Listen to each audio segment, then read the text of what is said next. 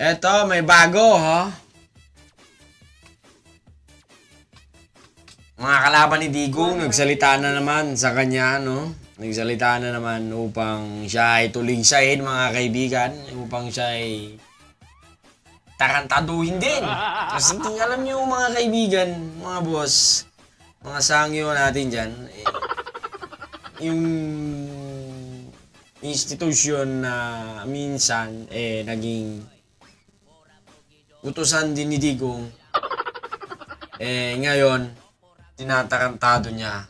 So, gumaganti lang naman to itong mga congressman na to, mga dati niyang mga kakampi, ngayon naging kalaban na niya pagkat siya ay tarantado, segundo. Panoorin natin to, no? Where Representative Ortega and Duterte and his kid, father of fake rekis, fake news! God damn! Father of fake news si Duterte! Sabi niya, hindi ako nagsabi nun, ha? When he said that President Ferdinand R. Marcos Jr. is becoming a dictator, ano lang po yung masasabi niyo po dito? Well, ako dun sa statement, ang hirap po talaga parang I'm leaning towards that statement na parang factory sila ng fake news, pati yung mga data nila, pati yung mga rally nila, para talagang parang Si Duterte lang naman kasi talaga ang tunay na nagdidiktador. Bakit kanyo, mga kaibigan, mga boss? Bakit kanyo, mga DDS, ha? Kasi gusto niya niyang umupo ang anak niya. Ayon sa Constitution pa kuno, gusto niya niyang umupo yung anak niya para makuha niya ulit ang kapangyarihan ng Republika ng Pilipinas. Okay? Ganun lang yun eh. That's a fucking bullshit kung may iba pa siyang agenda bukod sa kapangyarihan.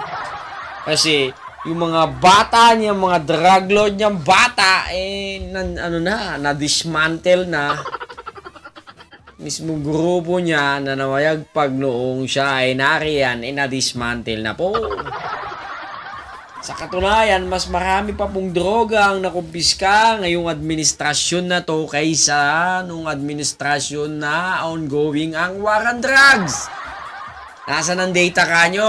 O, papakita ko sa inyo, sasampal ko sa mga pagmumukha nyo, mga tarantadong iyo, di puto kayo. Huh? Tuloy mo, bossing. literally factory ng fake news, kumbaga. Tapos, pag hinold sila accountable ng tao, Joke lang, sabi. Joke lang daw yun. Parang pwede ng joke eh. Tapos ngayon, gusto na naman nila, sabihin na naman nila, inaapi sila.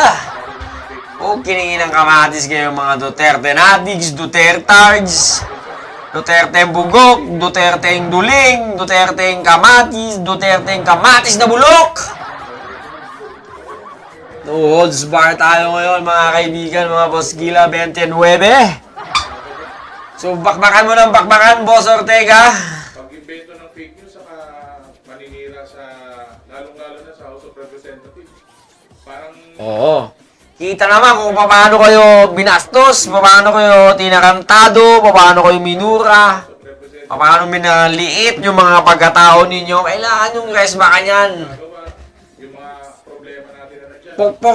Pokpokin ng Senado para magsimula na tayo sa trial nang maramdaman niya kung paano kasakit mawalan ng posisyon ng isang hinamamahal niyang anak.